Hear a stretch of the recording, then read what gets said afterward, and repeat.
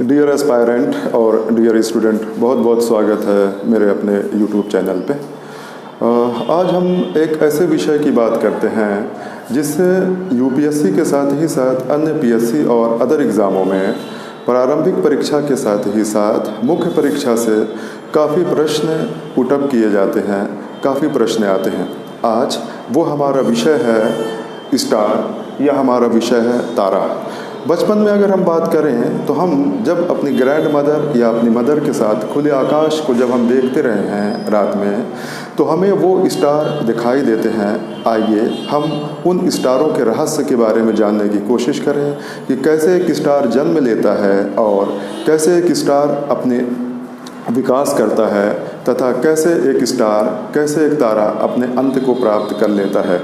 किसी भी तारे की जब उत्पत्ति होती है वो आकाश गंगाओं के बीच स्थित हाइड्रोजन और हीलियम के बादलों से होती है। ठीक प्रारंभ में आकाश गंगाओं में हीलियम और हाइड्रोजन के बादल इधर उधर बिखरे होते हैं। गुरुत्वाकर्षण के नियम के मुताबिक वो बादल धीमे धीमे संगठित होने लगते हैं और वो संगठित होके एक गैसीय आकाशीय पिंड बन जाते हैं। और जैसे ही वो गैसीय आकाशीय पिंड बनते हैं उनको हम प्रोटो स्टार के नाम से जानते हैं या उनको हम आदि तारा के नाम से हम जानते हैं। और इसके साथ ही साथ अब जो हमारा आदि तारा बना, धीमे धीमे वो और संकुचित होने लगता है और जब वो और संकुचित हो जाता है तब हम उसको कहते हैं भ्रूण तारा, या उसको हम क्या नाम देते हैं, एम्ब्रायो स्टार के रूप में अब हम इसको जानते हैं। ठीक, क्या कहते हैं हम इसको कहते हैं एम्ब्रायो स्टार, या इसको हम क्या कहते हैं, भ्रूण तारा के नाम से हम इसको जानते हैं। ठीक, अब तारा क्या था, जो भ्रूण तारा था वो धीमे धीमे संकुचित हो रहा था और जब वो संकुचित हो रहा था तो उसके अंदर जो पदार्थ थे, जो उसके अंदर तत्व थे, वो क्या थे, उनके अंदर जो मॉलिक्यूल्स थे, जो उनके अंदर एक तरह से परमाणु थे, वो आपस में एक दूसरे से टकराने लगे और टकराने के कारण उनके अंदर एनर्जी जनरेट होने लगी। उनके अंदर क्या हो रहा है, उनके अंदर ऊर्जा जन्म लेने लगती है और ऐसे में हाइड्रोजन के नाभिक हीलियम में कन्वर्ट होने लगते हैं और इसको कहा जाता है नाभिकीय संलयन या इसको कहा जाता है न्यूक्लियर फ्यूज़न। अब यहीं से जैसे ही किसी स्टार में या किसी आदि तारा में जैसे ही नाभिकीय संलयन की प्रक्रिया शुरू होती है उसको हम क्या कहते हैं, वहाँ से हम उसको नाम देते हैं किसका, वहाँ से हम उसको नाम देते हैं स्टार का, या वहाँ से हम उसको नाम देते हैं किसका, तारे का नाम देते हैं। ठीक, अब किसी भी तारे में जो ऊर्जा का मुख्य कारण होता है वो न्यूक्लियर फ्यूजन होता है या क्या होता है, वो नाभिकीय संलयन की प्रक्रिया होती है। अर्थात एक तरह से तारे का जो ऊर्जा होती है वो नाभिकीय संलयन की प्रक्रिया पर डिपेंड करती है और नाभिकीय संलयन की प्रक्रिया में हाइड्रोजन के नाभिक धीमे धीमे हीलियम के नाभिक में बदलते जाते हैं। तो इस प्रकार से किसी भी तारे का जो फ्यूल होता है, किसी भी तारे का जो आपका ईंधन होता है वो क्या होता है, वो हाइड्रोजन होता है। अब आप देखते होंगे कि हाइड्रोजन अगर ईंधन होता है किसी भी स्टार का या किसी भी तारे का अगर ईंधन होता है हाइड्रोजन, तो धीमे धीमे क्या होता है, वो हाइड्रोजन किस में कन्वर्ट होने लगेगा, हीलियम में कन्वर्ट होने लगता है और ऐसे में धीमे धीमे उस स्टार में हाइड्रोजन क्या होता है, हाइड्रोजन की कमी होने लगती है और ऐसे में हीलियम की मतलब मात्रा बढ़ती जाती है। जब किसी स्टार में अगर उसके सेंटर में यहाँ पे धीमे धीमे हाइड्रोजन की मात्रा कम होने लगती है और इस एरिया में धीमे धीमे आपके हीलियम की मात्रा बढ़ने लगती है, तो अब धीमे धीमे तारा के इस भाग में दबाव कम होने लगता है और दबाव कम होने के कारण स्टार के आंतरिक भाग में नाभिकीय संलयन की प्रक्रिया क्या होने लगती है, बंद होने लगती है। और जब इस एरिया में नाभिकीय संलयन की प्रक्रिया बंद होने लगती है तो ऐसे में क्या होता है, स्टार का तापमान धीमे धीमे कम होने लगता है और अब क्या होता है कि जो स्टार का आउटर लेयर होता है, जो स्टार की बाहरी सतह होती है, जो स्टार का आउटर लेयर होता है, जो स्टार की बाहरी सतह होती है, अब यहाँ पे नाभिकीय संलयन की प्रक्रिया प्रारंभ होती है और इस एरिया का इस जो लेयर है यहाँ का हाइड्रोजन हीलियम में धीमे धीमे क्या होने लगता है, बदलने लगता है। ठीक, इसके साथ ही साथ क्या होता है, जब इस स्थिति को कोई भी स्टार प्राप्त करता है तो इसको कहा जाता है लाल रक्त दानव कहा जाता है, या इसको कहा जाता है रेड जॉइंट कहा जाता है। क्या कहा जाता है, लाल रक्त दानव, या इसको कहा जाता है रेड जॉइंट कहा जाता है। ठीक, रेड जॉइंट या लाल रक्त दानव का भविष्य किस पे निर्भर करता है, इसके बारे में भारतीय नोबेल पुरस्कार विजेता भौतिक शास्त्री प्रोफेसर एस चंद्रशेखर के अनुसार लाल रक्त दानव को हम दो प्रकार से डिवाइड कर सकते हैं। एक लाल रक्त दानव जिसका तापमान सूर्य के तापमान से कम होता है, या यूँ हम कह सकते हैं जिसका द्रव्यमान सूर्य के द्रव्यमान से कम होने के साथ ही साथ या उसके बराबर होता है, और दूसरा जो आपका लाल रक्त दानव होता है इसका द्रव्यमान सूर्य के द्रव्यमान से अधिक होता है।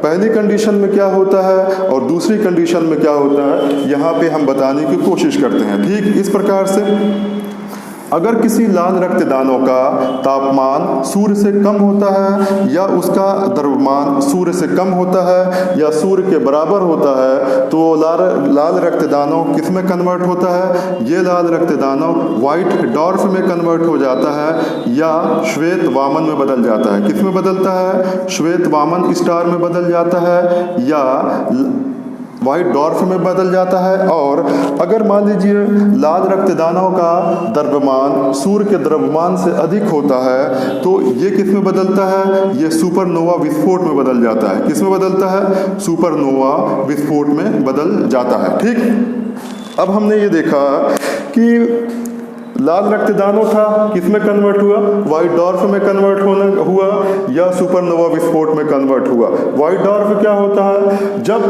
पूरे के पूरे स्टार में हीलियम की मात्रा उसके कोर में उसके सेंटर में अधिक हो जाती है और तापमान कुल मिला के उसका धीमे धीमे बढ़ने लगता है, और उसके साथ ही साथ उसका जो आउटर लेयर होता है वो हाइड्रोजन के संलयन की प्रक्रिया के कारण हीलियम में कन्वर्ट होने के साथ ही साथ धीमे धीमे उसका विस्तार होने के साथ ही साथ उसका क्षय हो जाता है। और यहाँ पे क्या बचता है, केवल इस एरिया में क्या बचता है कि यहाँ पे कोर बचता है, और वो कोर में क्या होता है, मैक्सिमम भाग हीलियम का होता है, और धीमे धीमे हीलियम कार्बन में कन्वर्ट होने लगता है, और ऐसे में यहाँ का तापमान कुल मिला के बहुत कम हो जाता है, और जिसकी वजह से ये जो स्टार है वो किसमें कैसा दिखाई देने लगता है, श्वेत दिखाई देने लगता है, और इसीलिए इसको कहा जाता है, क्या कहा जाता है, श्वेत वामन कहा जाता है या व्हाइट डॉर्फ कहा जाता है। दूसरी कंडीशन में क्या हो रहा है कि अगर कहा गया लाल रक्त दानव का द्रव्यमान सूर्य के द्रव्यमान से अगर ज़्यादा होता है, सूर्य के द्रव्यमान से अगर अधिक होता है, तो यहाँ पे क्या होता है कि बहुत तेज़ी से वो धीमे धीमे क्या होने लगता है, संकुचित होने लगता है, और संकुचन के साथ ही साथ उसका घनत्व तो बढ़ने लगता है, और उसके साथ ही साथ उसकी आउटर लेयर क्षय हो जाती है,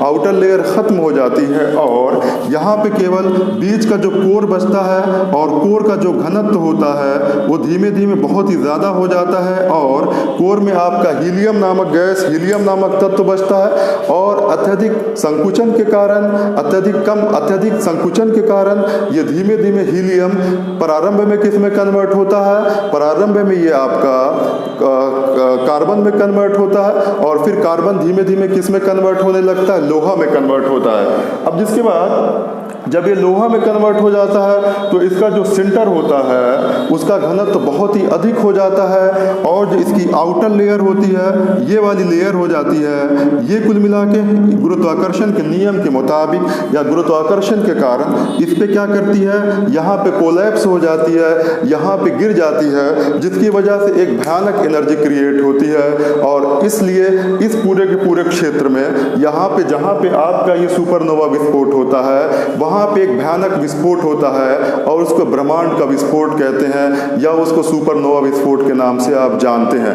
इसके साथ ही साथ ये जो आपका पदार्थ था जिसमें विस्फोट हुआ वो पूरे के पूरे अंतरिक्ष में बिखर जाता है, और बिखरा हुआ भाग का जो शेष भाग बचता है उसको कहा जाता है न्यूट्रॉन तारा, या इसको क्या कहा जाता है, इसको कहा जाता है न्यूट्रॉन तारा, या इसको पल्सर के नाम से जाना जाता है।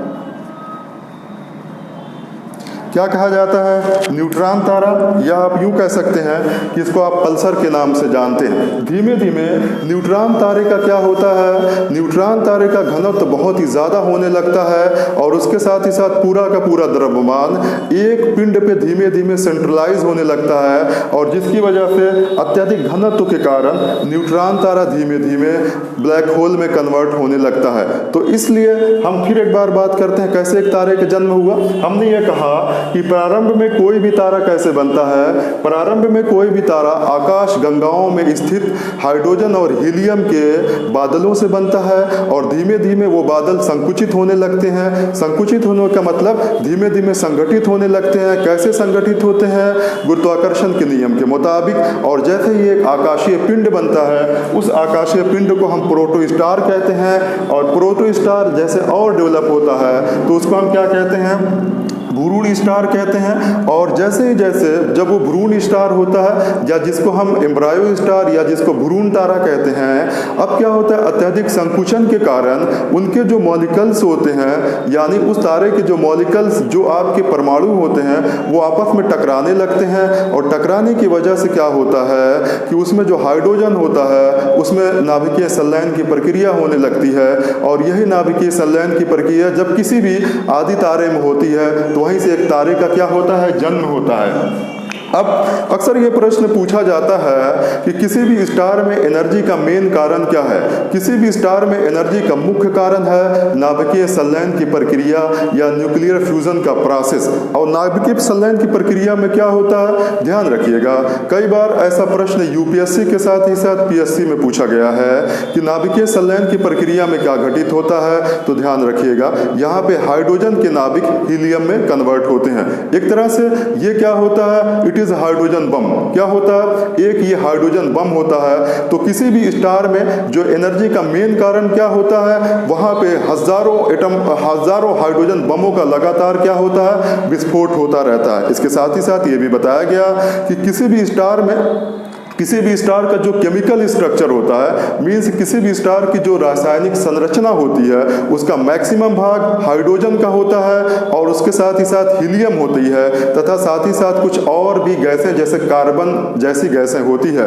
और किसी भी स्टार में ईंधन फ्यूल किसके रूप में यूज किया जाता है, हाइड्रोजन के रूप में यूज किया जाता है। और जैसे जैसे किसी भी स्टार में हाइड्रोजन का क्षय होता जाएगा, स्टार अपने अंत की ओर चला जाएगा। यहाँ पे कहा गया कि जब किसी स्टार के सेंटर में, किसी स्टार के कोर में हाइड्रोजन कम होने लगेगा और वहां पे हीलियम की मात्रा बढ़ने लगेगी, तो अब कोर में क्या होने लगेगा, दबाव कम होता जाएगा, और जिसकी वजह से ये वाला जो स्टार है ये संकुचित होने लगेगा, मतलब संकुचन होने लगेगा यहाँ पे, और इसके आउटर लेयर पे क्या होने लगेगा, न्यूक्लियर फ्यूजन का प्रोसेस शुरू हो जाएगा, और ये वाला भाग विस्तृत होने लगेगा, तापमान कम हो जाएगा, जिसकी वजह से ये भाग आपको रेड दिखाई देने लगेगा।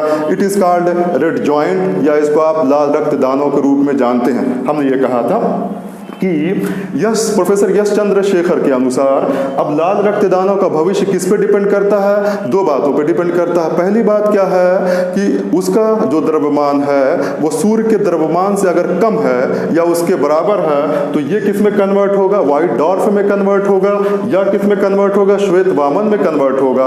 और अगर इसका द्रव्यमान सूर्य से अधिक है तो ये किस में कन्वर्ट होगा, सुपरनोवा विस्फोट में कन्वर्ट हो जाएगा। और इसके साथ ही साथ अब यहाँ पे श्वेत वामन क्या चीज है, श्वेत वामन में हमने कहा था, श्वेत वामन में जो हीलियम होता है वो धीमे धीमे किस में कन्वर्ट होता है, वो धीमे धीमे कार्बन में कन्वर्ट होता है। इसीलिए कई बार ये प्रश्न पूछा जाता है कि कौन सा ऐसा स्टार है जिसको आप जीवाश्म स्टार के रूप में जानते हैं या फॉसिल स्टार के रूप में जानते हैं। तो ध्यान रखिएगा कि अगर कभी ऐसा प्रश्न आएगा तो आप बताएंगे श्वेत वामन को या व्हाइट डॉर्फ को आप जीवाश्म तारे के रूप में जानते हैं।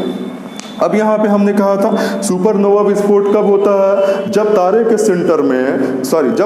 सेंटर में मीन्स उसके कोर में हीलियम पूरी तरीके से कार्बन में कन्वर्ट हो जाता है और कार्बन अत्यधिक घनत्व और अत्यधिक तापमान के कारण लोहे में कन्वर्ट होने लगता है। तो इसकी वजह से वहाँ का जो कोर होता है उसका घनत्व बहुत ही ज़्यादा हो जाता है और स्टार की आउटर लेयर उस पर कोलैप्स कर जाती है और भयानक विस्फोट होता है और भयानक विस्फोट को ही आप सुपरनोवा विस्फोट कहते हैं। इस विस्फोट के पश्चात जो बिखरा हुआ इधर उधर पदार्थ है और वो धीमे धीमे संगठित होकर न्यूट्रॉन तारा बनता है। न्यूट्रॉन तारे को कभी कभी आप पल्सर के रूप में जानते हैं और पल्सर अंत में ब्लैक होल में क्या हो जाता है, कन्वर्ट हो जाता है। ब्लैक होल में क्या हो जाता है, खत्म हो जाता है। तो ये भी प्रश्न आता है किसी भी स्टार की एनर्जी, किसी भी स्टार की ऊर्जा किस पे डिपेंड करती है, उसके ताप पे डिपेंड करती है। और यहाँ पे प्रश्न ये आता है ये प्रश्न आता है कि आकाश में आपको तारे टिमटिमाते हुए दिखाई देते हैं।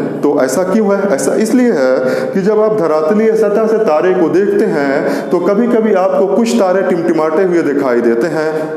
ऐसा इसलिए है कि पृथ्वी के चारों ओर वायु का एक विशाल आवरण है और इस आवरण को क्या कहा जाता है, वायुमंडल कहा जाता है। और वायुमंडल का जो स्ट्रक्चर है वो कई लेयर में बना हुआ है, कई परतों में बना हुआ है। तो इसलिए जो स्टार से एनर्जी आती है वो प्रकीर्णन के तहत आपको तारा टिमटिमाता हुआ दिखाई देता है। तो मेरा ख्याल है डियर स्टूडेंट, लेक्चर आपको पसंद आया होगा और अगर लेक्चर आपको पसंद आया होगा तो ज़्यादा से ज़्यादा शेयर करें, कमेंट करें और लाइक करें। Thank you.